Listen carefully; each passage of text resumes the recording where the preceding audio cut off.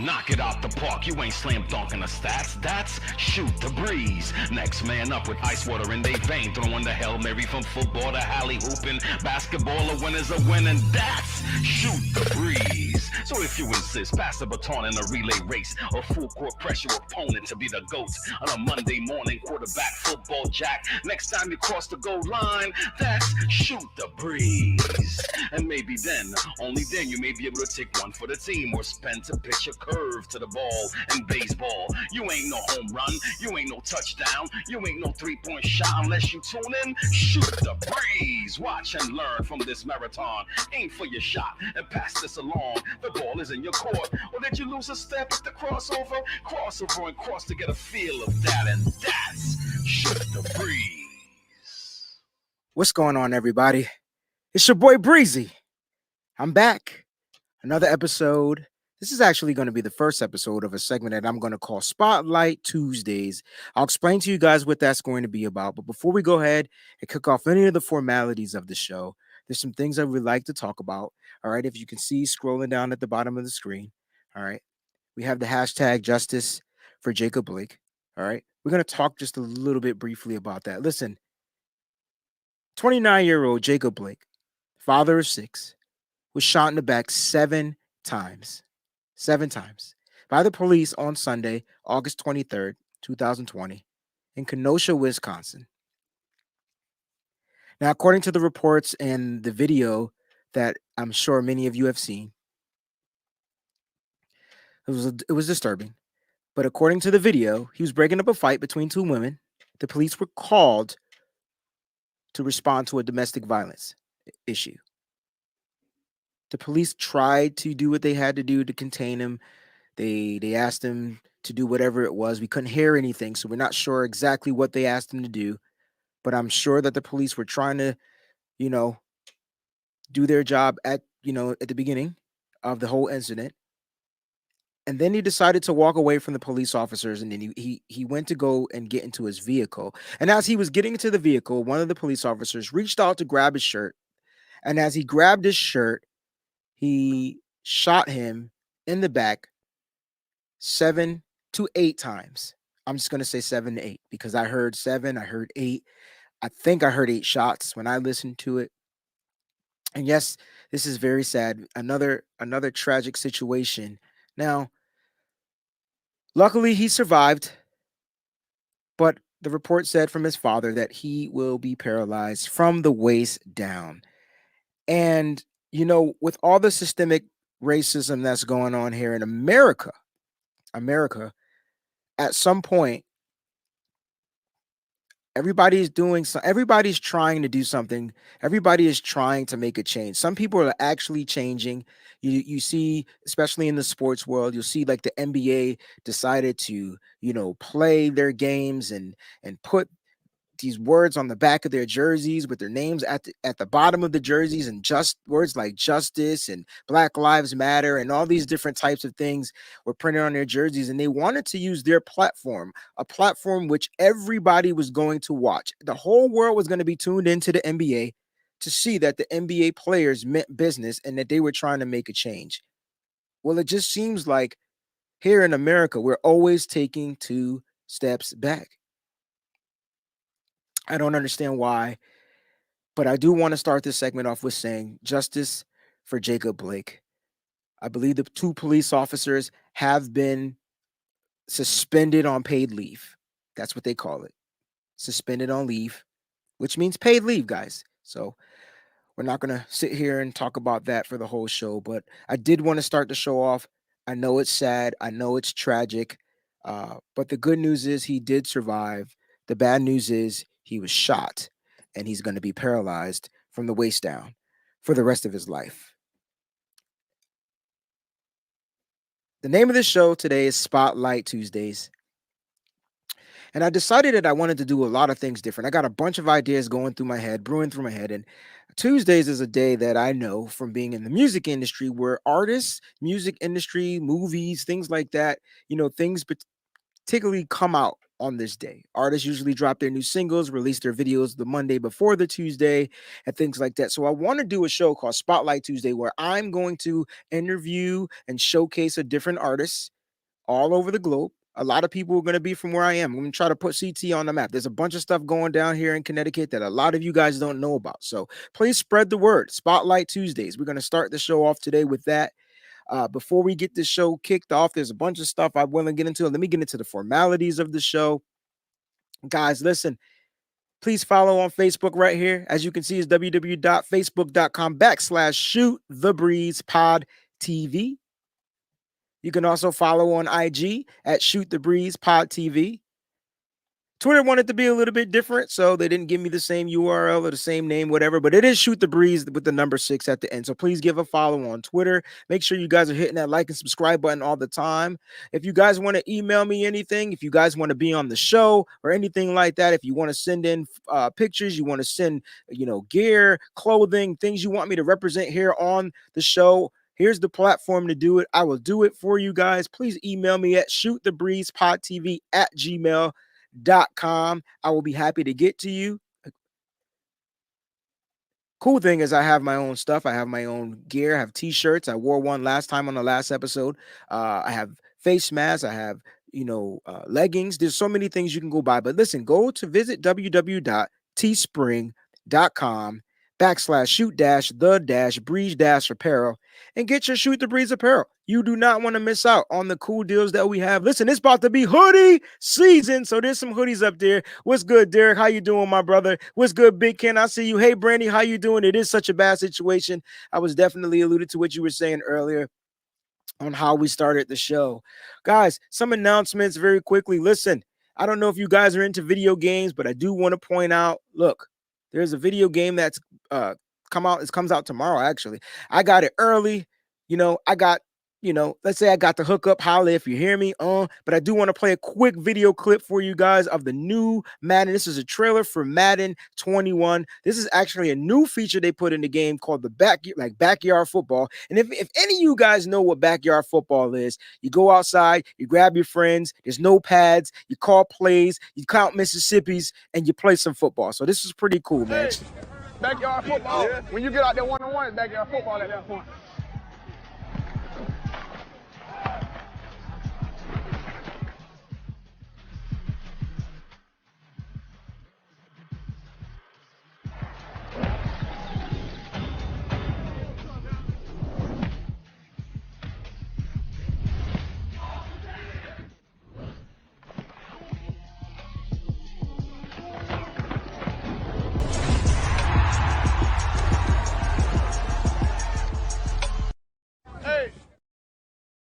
Now, I'm not going to lie.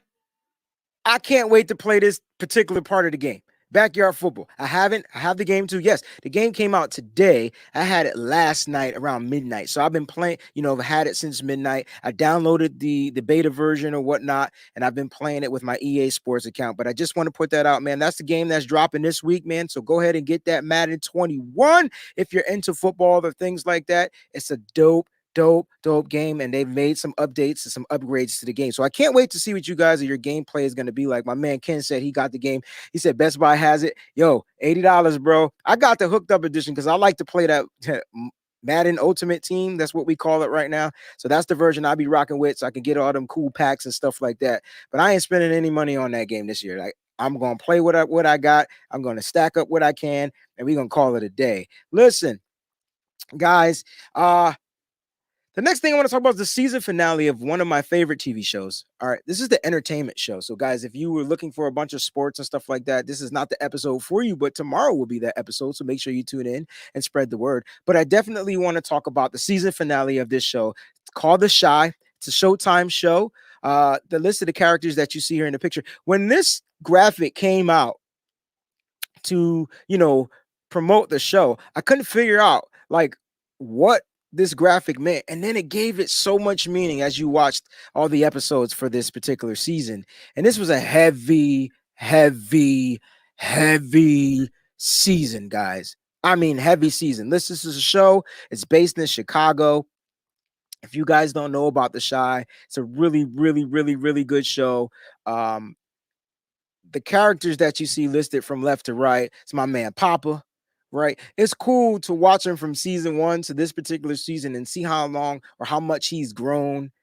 Just he's grown up. These guys came in as like preteens, and now they're teenagers, and they're showing how they're growing up. And I think that's really, really, really, really pretty solid on that end. You got Papa, you got my man Emmett. Okay, you got my man Emmett. Emmett's cool character, man. He's an entrepreneur. He's somebody you like. He's a hustler. He's an ambitious guy. That is, he won't take no for an answer, no matter how many times he fell. You know that song, "We Fall Down, but We Get Up." Look, no matter how many times this kid falls, he gets back up and he keeps on fighting. I like Emmett. That's his mother right next to him as well. She's a really, really, really strong character, and she's dealing with, being in the mid-age crisis of a female and not having a relationship or things like that, and trying to figure it out and dealing with her adult son, and playing a mentor to the person that's right there in the middle. Her name is Keisha. The season was based on her. The season was based on the girl in the middle. And see, when you see this picture at first, you're like, I wonder why Keisha's in the middle. And they got the flowers in her hair. Really great job on this artwork. But you got Keisha in the middle. Season was based on her. Listen, heavy season. I'll talk a little bit about that. I really want to touch on the season finale. That's my man Ronnie, right there. Ronnie was a character that you grown to love. I'll just leave it at that. Kevin is next to him. That's Keisha's brother. And then Jake, that's Kevin's best friend. So the three boys, the boy in the far left and the two boys at the end on the far right, my far right, are like best buds, man. They're like the mod squad. And I know you guys know what that is, man. All right. So listen, that is The Chi. If you're not, make sure you check it out. You're going to have to catch it on like Showtime on demand or whatnot. Season finale has ended. If you have a Showtime subscription, I'm sure it's going to continue to come on, but you definitely want to check it out. The season finale was something that left you just saying, oh, I can't wait to next season. It's not a show. It's not going off the air, hopefully, and you're looking forward to next season, because each one of these characters in this picture right here, each one of those characters, they have a story. They have a backstory. I was happy for Jake at the end, right? Kevin seems to be going a little bit to the dark side, and if you watch this season, you'll figure out why. Keisha, just pray for her, right? Emmett, he's trying to come up. He's got his own business. He's got it going. His mom is trying to deal with the fact that her son is we'll leave it at that. Ronnie, I just really want you to watch the season. He goes from being a murderer to being saved, sanctified, and filled with the precious Holy Ghost. All right. So go ahead and watch that, man. Give it a show, give it a watch, give it a like, give it a thumbs up, man. Great show about kids, about what's going on in Chicago. And it gives you a bunch of twists and pulls, and it's going to draw you in. I guarantee it. Great show. Really good show. Really quick movie releases, man. We got some movies that are coming out, right? So we got, if you guys haven't checked out this film on Netflix, it's called Project Power. It stars Jamie Foxx and Joseph Gordon-Levitt. Now, Joseph Gordon-Levitt, if you don't know who he is, that's my boy. That's my dude from Angels in the Outfield. I know you remember that movie, and they did this, you know what I'm saying? Him and Danny Glover. Excuse me. Angels in the Outfield. Great film. Yes, when he was a little boy, but now he's all grown up. Big Cuzzo, what's good, Tony? We're going to talk about Niners football later on tonight, man. I'll be on that show too, man. So make sure you guys are tuned in to Nothing But Niners, man. And we're going to talk some Niners news tonight. What's good, Ebel? Big Cuzzo, I got to get you on here on a Spotlight Tuesday, man. You got a bunch of stuff that's popping off. You producing, you writing, you re-releasing records. We got to get you on one of these episodes, man. I hope you down for it, bro. Keep your Tuesdays available. All right. So listen, that movie, it was a movie, Project Power. It's about this synthetic drug that's being built by the government, right? And they test it out somewhere in New Orleans. They tested in New Orleans. It's a must watch, right? You're going to be like, what? It's about an ex-soldier, a teen, and a cop. They collide in New Orleans as they hunt for the source behind a dangerous new pill that grants users temporary superpowers. Now, some of these superpowers can kill the actual host, right? They sometimes can kill them, but they have to keep taking drug over and over again, to kind of like stay alive or whatnot, or stay sane or whatnot, right? So you got the cop on drugs, you got people on drugs, and this is a pill I would not recommend. What's that movie? It was about a pill. It was about and I think, who was the guy in it? The dude from Oh my God, Bradley Cooper played in it, if I'm not mistaken, and it was about a pill, Limitless. I believe that's the name of the movie. I could be wrong. I'm sure you guys know what the name of the movie is or the name of the film is. But go ahead and check out Project Power. It's on Netflix, so if you have a Netflix subscription, you can go ahead and watch that movie. Again, it's starring Jamie Foxx and Joseph Gordon-Levitt. I want to talk about two movies transitioning into the box office. Look, the movies seem to be movie theaters are open, I guess. I don't know what's going on in Connecticut. Haven't heard anything about movie theaters, but I'm hearing across the United States, movie theaters are opening. Of course, they're practicing social distancing. They probably have certain seats that are available and then seats, rows behind that. But the movie theaters are opening up because the entertainment movie part of the industry of the entertainment field has been suffering, right? We haven't seen too many films come out. Some films were going straight to DVD. I believe Mulan is going to be one of those going straight to DVD from Disney. They're going to charge you about $40, I guess, to watch it or whatever, but I think you own it. But these two movies do come out on Friday, August 28th. And I want to talk about The New Mutants starring my girl, Macy Williams, right? And that, if you don't know who she is, guys, I guess you guys didn't watch one of the greatest shows of all time, Game of Thrones. Her name is Arya Stark. All right. And she's probably the greatest Stark to ever live. So if you have not watched Game of Thrones, and I'm telling you, she's the greatest Stark to ever live, you need to go ahead and binge watch Game of Thrones. That's an HBO television series. Unfortunately, it's off the air. It's not coming back. I believe they're doing some type of spinoff or whatnot. That series finale was last summer, last winter, whatever or whatnot. But it's gone. It's over with. And if you want to go back and rewatch it, I guarantee you will fall in love with Arya Stark. But she's playing in this new movie called The New Mutants, and I believe it has to do with the X-Men or whatnot or something. So, guys, give this movie, check it out if you're interested. I know I'm going to try to check it out. I don't know how I'm going to get to the movie theater because I don't believe I'm ready to go to the movie theater. So they're going to have to figure it out. And then the next movie I want to talk about is Bill and Ted Face the Music. Bill and Ted Face the Music. How ironic is the title that Bill and Ted Face the Music when these guys, when these young teenagers back in like 1989, this is when the first one, Bill and Ted's Excellent Adventure came out. They wanted to be rock stars growing up.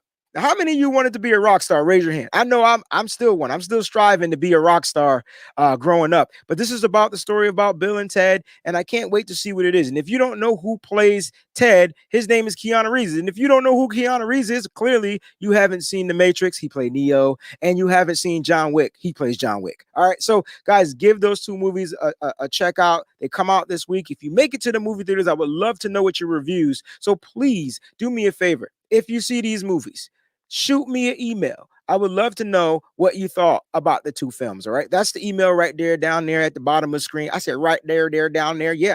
I got some country in me, but I'm from the North. Right. So shoot the breeze podtv@gmail.com. All right. Shoot me an email. I would love to know your thoughts, how you were going to rate it. How'd you rate the film? Scale of 1 through 10. I know you guys aren't Rotten Tomatoes or things like that, but I would love to know what you guys think about the films.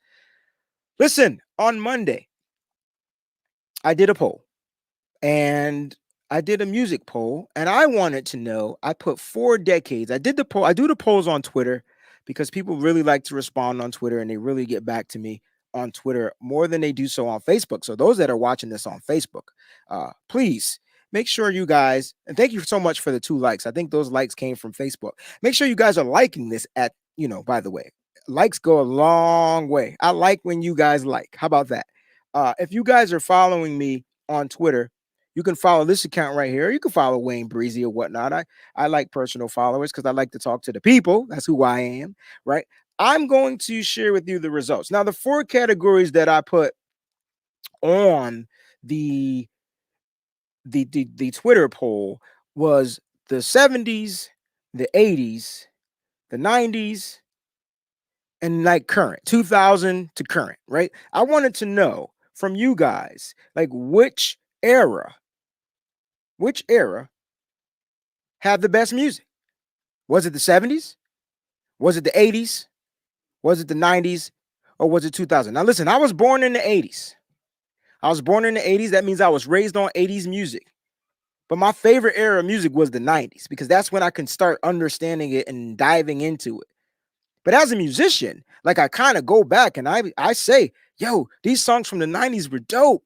but they were like interpolations of songs from the 70s. So now I got to go and dig back into the crates and kind of like go back into into the 70s. My man Big Ken says, I hate when you have buy a sports game, you have to play the open game. Bro, two teams you don't want to play with, they make you play with so the game can load. Never understood that. I need EA Sports to figure that out. It is a total disrespect. Oh man, oh, my true love is watching the show.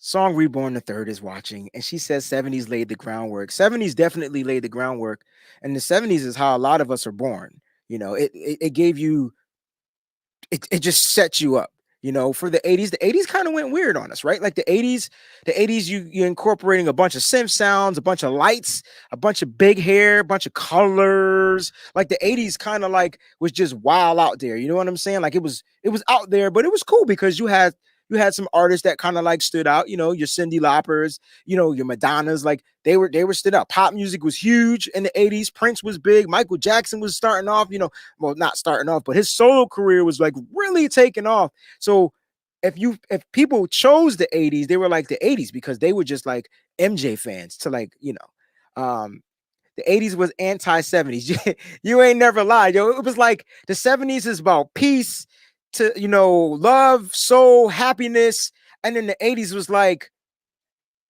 total opposite. Drugs, get you name it. Like flamboyant about it too. Like it was just out there. But the music was cool, man. Rock bands were taking off. Pop bands were taking off. This was like really the introduction of like where popular music kind of like started to gain its own category, right? Because that's all pop music is. It's just the music that's popular, right? But this is when it kind of started to gain like its own genre in the 80s. Because Mike was doing stuff that no one else was doing. Disruptive. I love it. She says it was disruptive. Listen, so for the 70s, 8% of the votes chose the 70s. Clearly, my fan base on Twitter just they're probably young. Like there's nothing else I can say about that, right? They're probably young. That was the second lowest. The first lowest was 2002 a current. So they can't be young, right? Like they can't be young because they didn't choose the music like starting in 2000s. This is when like your Jay-Z's really started blowing up, like your Nas's if you're in the hip hop, like all the pop bands, Paramore, like all like you name it, like 2%, 2%, 2%. The 80s, 38%. So people really did like the 80s. And I can't say that I didn't like the 80s because I love the 80s. I was born in 81. So I absolutely loved the 80s, right? I love the 80s because I used to watch cartoons. And all my favorite cartoons had rock songs on their theme tracks, like their theme songs on their soundtracks. If you ever seen a Transformer movie, you got the touch, you got the power. I can't even tell you who sang that song. I just know the words to it because it was in one of the best animated films I've ever watched that made me cry, right? And it wasn't Disney. It was the Transformers movie, the G.I. Joe theme song, Rock. Like rock was really big in the 80s, Brandon. You coined it. Rock was huge. Pop was really trying to take over. Pop music made rock music popular. I believe so. Songs were a little bit more watered down. It wasn't your grunge, like your really grunge rock. You were getting the bands, Aerosmith, like all these bands were like really coming to age and things like that. And the 80s was MTV. MTV was born in the 80s. So MTV was heavy on rock, right? Heavy on rock. Matter of fact, and quote me if I'm wrong, the first African-American video on MTV was Thriller. It was Michael Jackson. I know he had the first animated video on MTV, like of all time, but I believe he was one of the first to be up on there. And Thriller and Michael Jackson, I mean, you know, crazy song, crazy record, crazy album, you know. But the leader with 52% was the 1990s. And it's really hard to not choose the 90s. And I just want to show like Born into the 90s. I believe that was the name of an artist album. I believe it was R. Kelly, if I'm not mistaken. I could be wrong. But these are some of the groups from the 90s, man. You had Radiohead. Listen, what's funny is in my bands, I sing all of these songs and I know all the words to songs from the 90s. So that should say something, right? Radiohead, Creep, so I creep. A weirdo, right? So you got Creep, you got Poison, that girl is right. You got Inside. I don't know the words to this one. Living La Vida Loca. I know how it goes though, right? And then California, throw up your West Side, know how to party. Listen, Dr. Dre brought Zapp and Roger out for this, and you heard the vocoder back like man. Listen, the 90s were huge. They made a huge impact on music, huge impact on film, huge impact on the entertainment industry. And you got to see genres kind of start to shift, right? Because we're going to talk a little bit about the genre. So you guys are here. I got about 5 to 6. I probably got more people. I got some loves. I got a heart. I'm so happy. Oh my gosh. Listen, I want to talk about this. What about Phyllis, bro? What about Phyllis? Which Phyllis are we talking about? Because I don't know if we're talking about Phyllis from Fresh Prince of Bel-Air. We talk about Phyllis. Which Phyllis are you talking about, bro? Ronald Bands talking about Phyllis. I don't know who Phyllis is.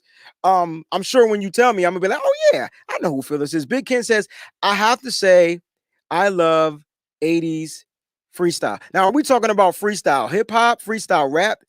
Because they was all right.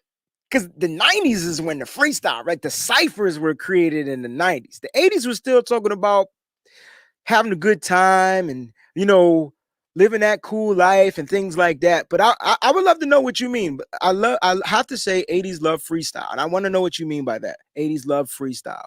All right. And I don't know if you mean by fashion or just doing stuff on the fly or whatever it is you mean. But go ahead and, slip that in there. But listen, I'm going to go through 4 genres of music on today's episode. All right.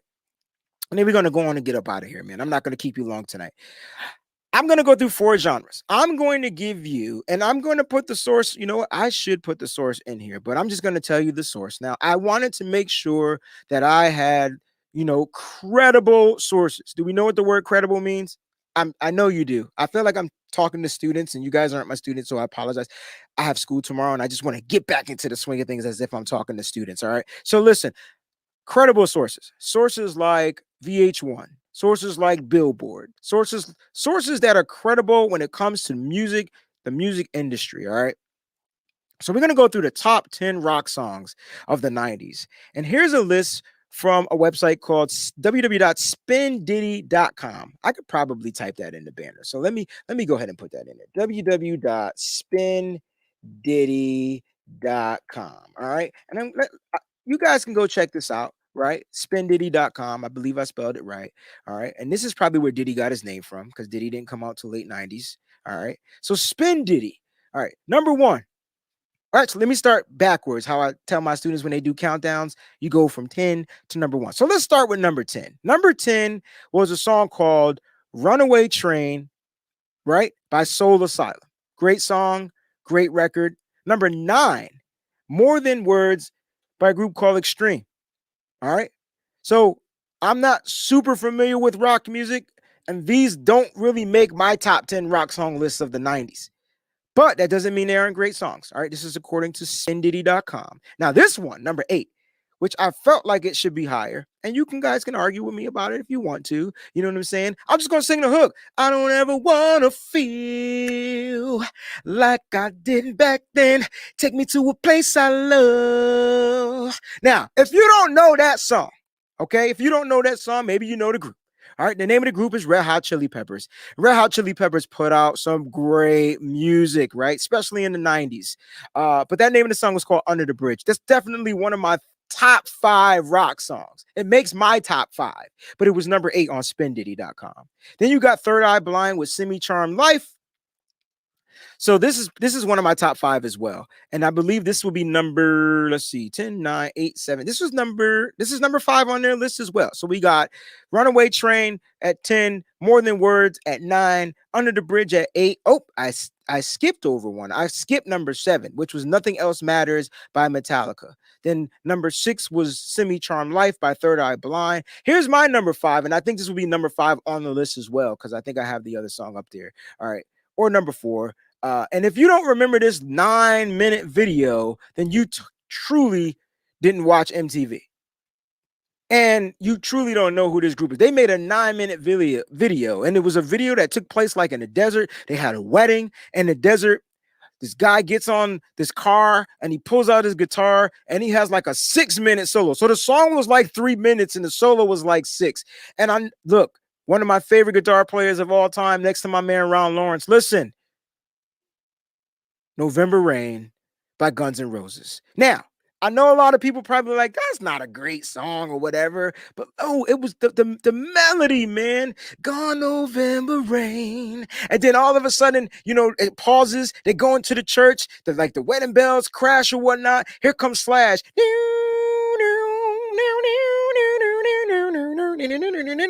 Like he goes sick on the solo. And if you don't know who Slash is, man, he played on Michael Jackson's records too. So just in case you don't know who the guitar player is for Guns N' Roses, his name is Slash, right? This is probably my number 4, but this is Spin Diddy's top 5. We got Lightning Crashes by a group called Live. Not too familiar with that one. That was number 4. This song is dope too. Wonderwall by Oasis. So if you don't know this song, please put it in your repertoire. You guys can go ahead and make some cool playlists here on Spotify or Apple Music or whatever you use to stream your music nowadays, because I know no one buys music anymore. But if you have a subscription service, then you're streaming music, so artists are technically still getting paid. Listen, go ahead and make this playlist, all right? Then number 2. Now, number 2 and number 1, Wonderwall was number 3. So number 2 and number 1, I definitely would flip these. Actually, their number 1 would be my number 3. Right? Then I'll put Guns N' Roses at not Guns N' Roses. Guns N' Roses at 4, I think. And then I would put Wonderwall at 5. Guns N' Roses was huge back then. You're absolutely right, B. I see you know that song More Than Words too by Extreme. All right, so number 2 on spindiddy.com. And I don't know how this song is number 2, because when I perform this record, I mean the bars go cuckoo for Cocoa Puffs. All right, number 2. Let me just get to it. I'm probably talking too much. Number 2, Smells Like Teen Spirit by Nirvana. All right, favorite song. This is probably my favorite rock band, to be honest with you. They're out of Seattle, Washington. Great group. R.I.P. Kurt. And this song right here, you know, I don't think they had to put out another song. After they did this song, like everybody was tuned in because it had like the slow melody, right?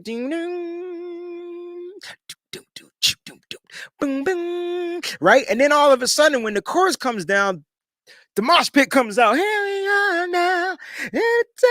Like they just go sick. Like the drummer goes sick, Kurt goes sick, the rest of the group goes sick. Everybody's jumping up and down. It was like Jump Around, the video, House of Pain, if you guys know who that is, hip-hop group out of Boston. It was, I think they were out of Boston. It was like that video, but for rock. It was crazy, animated, energetic. It was dope. And that's my number 1. But this would have probably been my number 2 or number 3, right?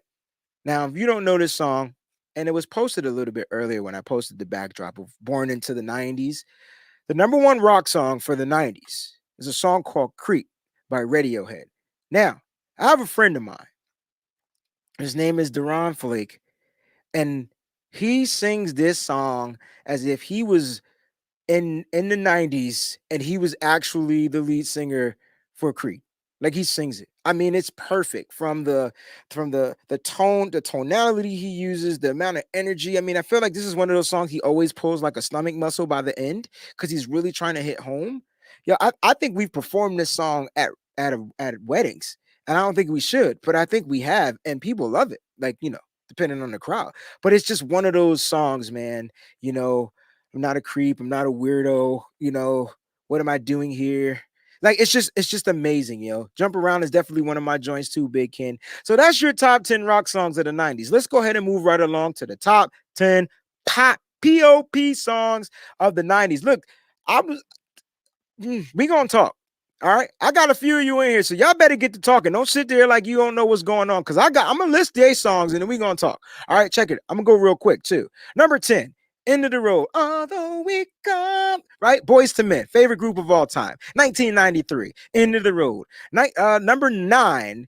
Tell me you need somebody. Tell me that somebody. Hey, baby girl. Can y'all really feel me? My girl, R.I.P. Aaliyah at 19. That was in 1998. That was the year I graduated from high school. So 98 was an awesome year for everyone. All right. We're going to go back to 1992. This is number 7. That's my girl, Mary J. Blige with Real Love. You know what I'm saying? Real Love. Avery, what's going on, baby? Listen, if you don't know the words to Real Love, if you don't know what Real Love is, listen, go and cop that album. What's the 411? You know what I'm saying? I still want y'all to go out there and buy albums. But if you are subscribed to Apple Music, Spotify, Tidal, whatever it is you use to stream your music, make sure you, if this is on there, if this is available, go ahead and download that song, man. It's really going to get you in the mood. And grab the remix because my man from Brooklyn, Notorious B.I.G. is on the remix. Look up in the sky, it's a bird, it's a plane. Nope, it's Mary J. Ain't a thing change. Kicking new flavor with the Teflon Don. Record shops get it props.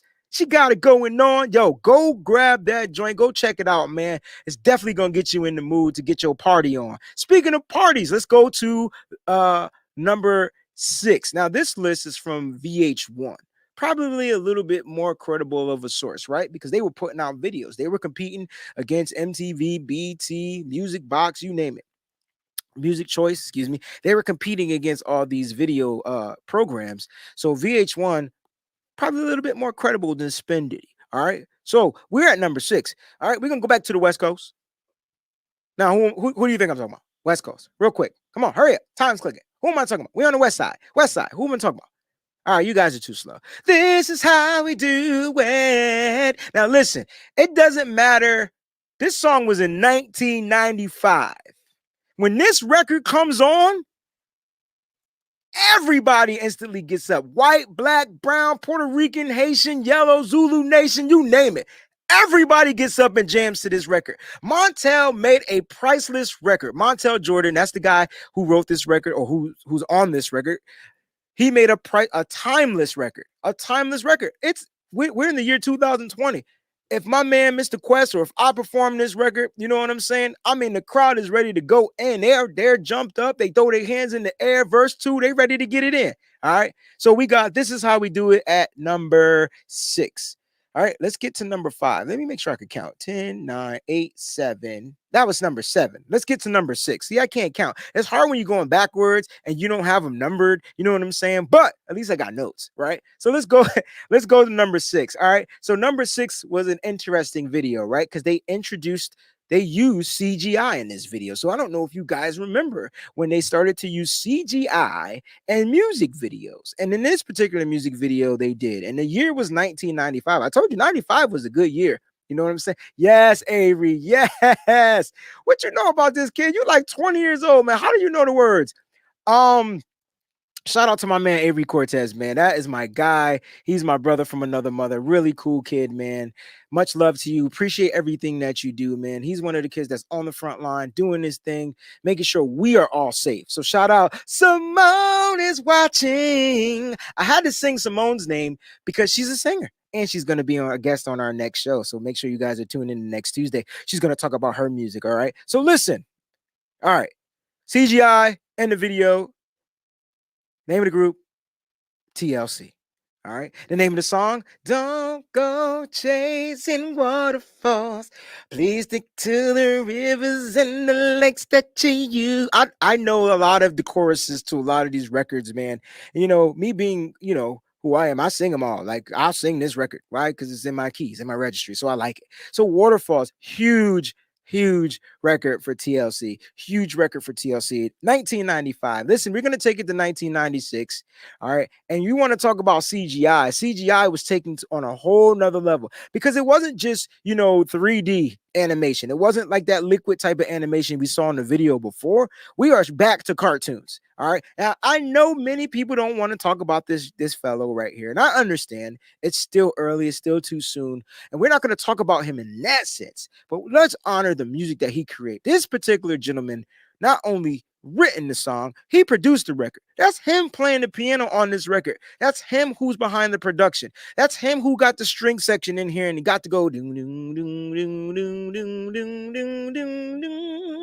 fly, fly, fly. And I'm talking my man R. Kelly. Listen, I Believe I Can Fly. This song was sung at funerals and churches, graduations, you name it. Like, it was just sung everywhere. He made a record that can be universally transcended to every single wait, hold on. She put the peace sign. So I don't know if she's out because I mentioned R. Kelly. I don't know if she's in. But if I know my girl, she's in because she ain't scared of no stuff like that. All right, so listen, man, this song right here, yo, transcendent. And you know what? I used to think that I could not go on. I don't even care about the Space Jam music. No disrespect to Michael Jordan. It's the song. It's the song made this movie. Before we move into our next, I got a question from my man Avery. All right, and he says, "Who is better, TLC or Destiny's Child?" I'm not going to answer that question. You know what I'm saying? I'm not going to front because I'm going to say Destiny's Child. I just felt like their music was just different. All right. Hey baby. I felt like music is different. Their music was different. They had different producers. No disrespect. TLC had some of the greatest producers. L.A. Reid, Babyface wrote a lot of their records. They had timeless records. But I guess at that point when Destiny's Child came out, man, they had me jumping and banging and dancing. You know, they had some music. So if you're asking which group is better, it's probably TLC. But if you're asking me who had the better music, I probably will go with Destiny's Child. That's how I'll go ahead and say that. Brandy says that R. Kelly was a true genius despite his issues. And when it came to music, he simply was that. And it's it's unfortunate that he did the things that they said he did and things like that. And it is what it is. But listen, we're gonna keep this moving, man. Shout out to you guys. Thank you so much for tuning in, guys. We're still here. I want you guys to make sure you're subscribing.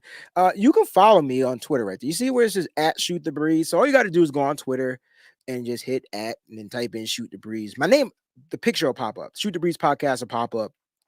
And you can see that. I believe that was number 5. That wasn't even number 1 for the 90s. That was as big as that record was. That wasn't number 1. All right. Number 4. Hey, Miss Song Reborn, because I ain't gonna say your government name out here on the air because I ain't gonna get beat with a belt because that's how you do. But if you're still watching, this young lady did a tribute to Whitney Houston concert. And I can't wait to have her here on the show. She put out an amazing record, about the systemic racism and injustices and all the things that are going on in the world. And you guys have to see her video. Hopefully she'll post a link or up here in the chat so you guys can go ahead and see it and check it out. But you guys want to see it. The video was amazing. The song she wrote was amazing. And it was produced by myself and a couple of other, super producers from Connecticut. My man, David Davis, and my brother, Dexter Petaway. They both my brothers, but I don't know why I separated them like that. But listen, man, go out and check out her record. So if you're still watching, post that in the chat so people can copy and paste the YouTube link. Please do that for me. And that'll be greatly appreciated. All right. So I was saying she put on a tribute concert, and this is when her and I became like inseparable because our brother, Mr. Quest, put together one of the best bands of here in Connecticut, like one of the best bands. I mean, he had some of the greatest musicians, right? Guys that's been on tour with just about anybody. And we put together her idea was to put together a tribute for the late great Miss Whitney Houston. And I mean, she nailed it. It was at one of the Infinity Hall Theater in Hartford, Connecticut, and she nailed it. I mean, if you know, like I know, Whitney Houston isn't easy to sing, but she nailed it. And I was like, gosh. So Whitney Houston is at number 3. Did I skip number 4? I sure did. Whitney Houston is at number 3. But before we get to Whitney Houston, let's go backtrack. Let's do a rewind, right? That's The Way Love Goes by Janet Jackson. That was in 1993. My man David Davis actually has a good rendition of that song. So he does it. Whew, David is an ill saxophonist out there. But that was number 4. Back to number 3, I Will Always Love You. This is off the Bodyguard soundtrack. This was a remake. And Whitney, just 1992, she sung, it was her first acting gig. So her acting was probably like a 4, but the song was a 10. Right? I'm not going to attempt to sing this joint because that's just not what I do. But I'm sorry if I did her any injustice, but R.I.P. Whitney Houston, great artist. It's crazy. Avery says if you took Beyonce away from Destiny's Child, it wouldn't sound the same. Understood. I agree 100% correct. I'm 100% in agreement with you, but I will not downplay LaToya Luckett. I would not downplay Kelly Rowland. They put out some great albums, great work, and they have some hit singles. So together, it was about Beyonce. But separately, I thought they all did their thing.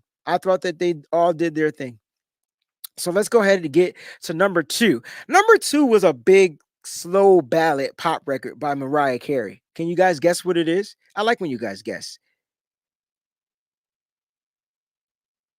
No. You guys are slow, man. We're on a delay. Mariah Carey, give me the daggone record. What is her record? All right, I'll tell you what. It was featured with my favorite group. Now, if you're paying attention, I told you who my favorite group was, and they were number 10 on this list.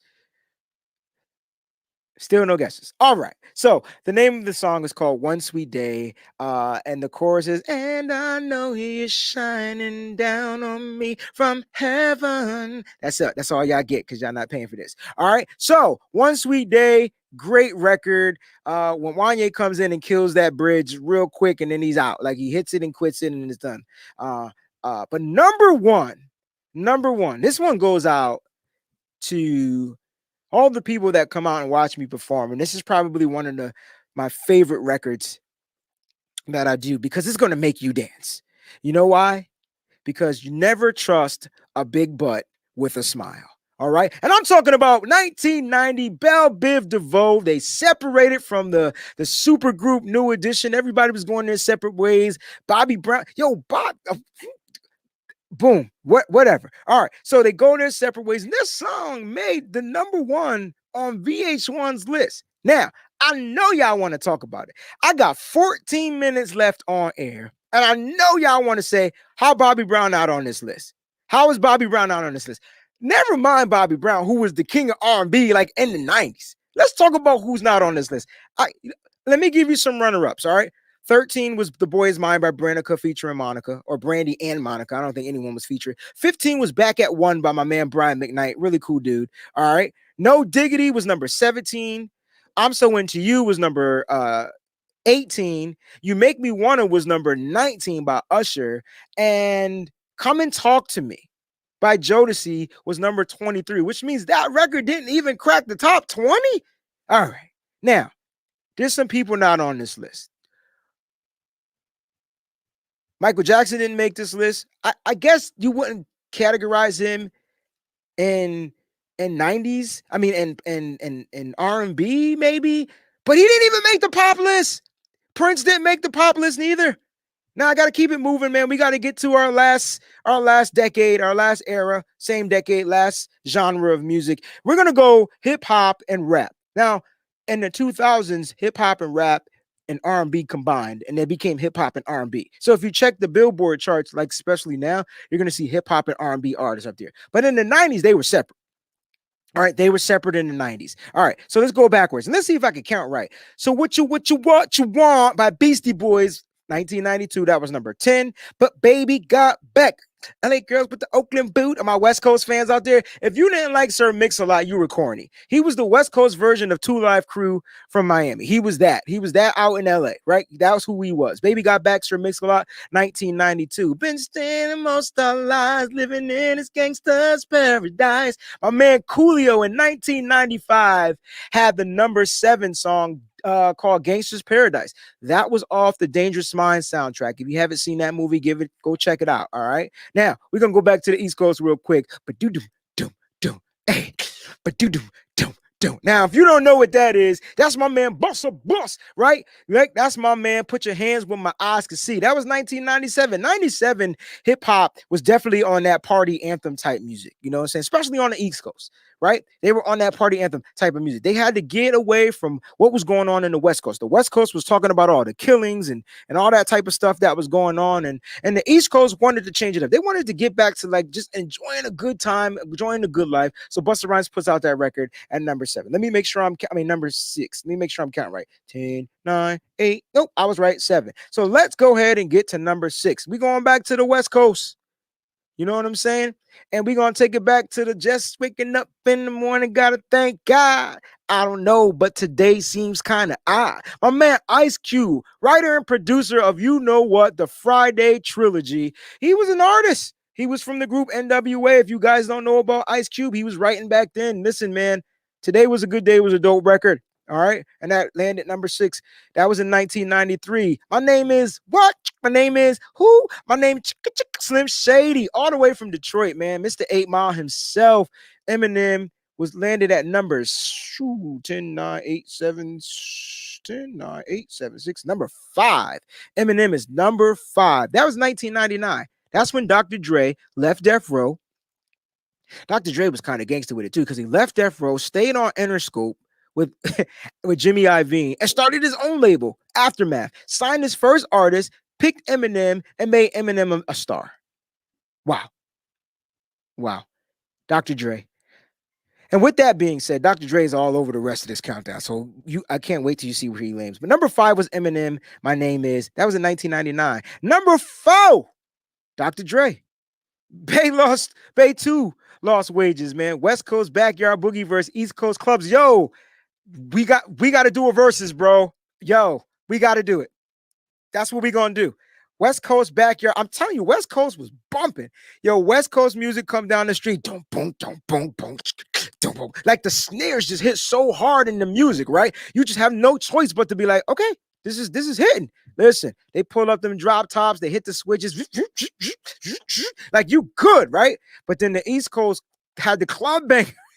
So it is what you. I guess West Coast cats didn't go to the clubs. They wanted to make sure they were out in the open. You know what I'm saying? So that's what it was. But number 4 is my man Snoop Dogg with Gin and Juice. That's one of my favorite records of all time. I actually know the words to every song on the Doggy Style album. I actually know every lyric from the intros to the outros on the Doggy Style album. There's a whole story about that. Won't get into it because we're gonna get up out of here in a few minutes. All right. Number 3, I don't know what they want from me. It's like the more money we talk about. Yo, more money, more problems. My man Notorious B.I.G., rest in peace. Notorious B.I.G. featuring Puff Daddy and Mace and Betha, all right, is on that record. Great record. Kelly Price singing on the background.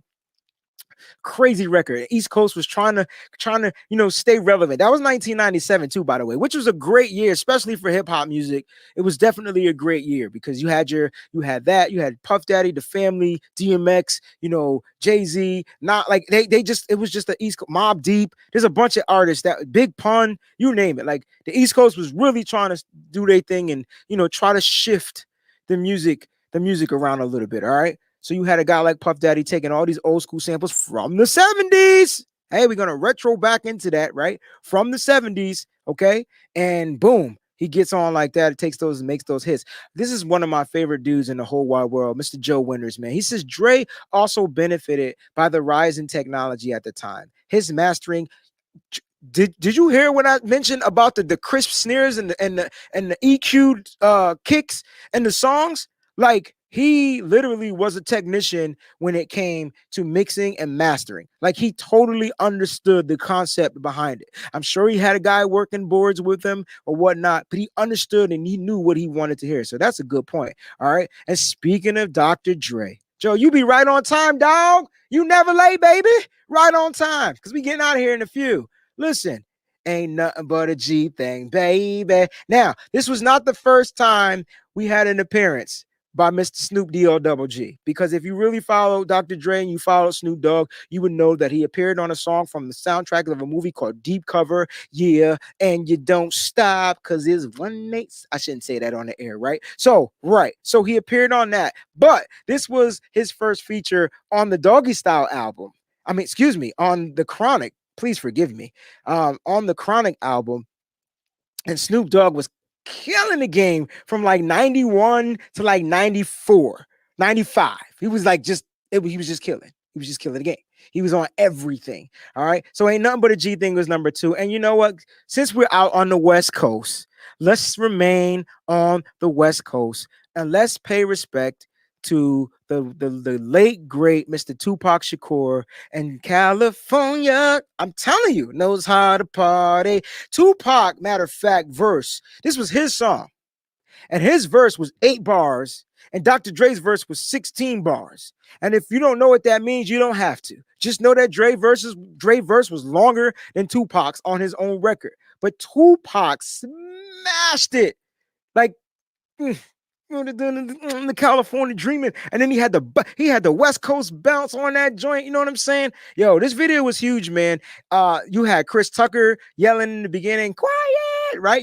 It was just a huge video production. I wonder if this was a Hype Williams video, because Hype Williams was big in the 90s, especially hip hop and R&B. He was doing like mini movies for his videos. Matter of fact, his videos were so dope as mini movies.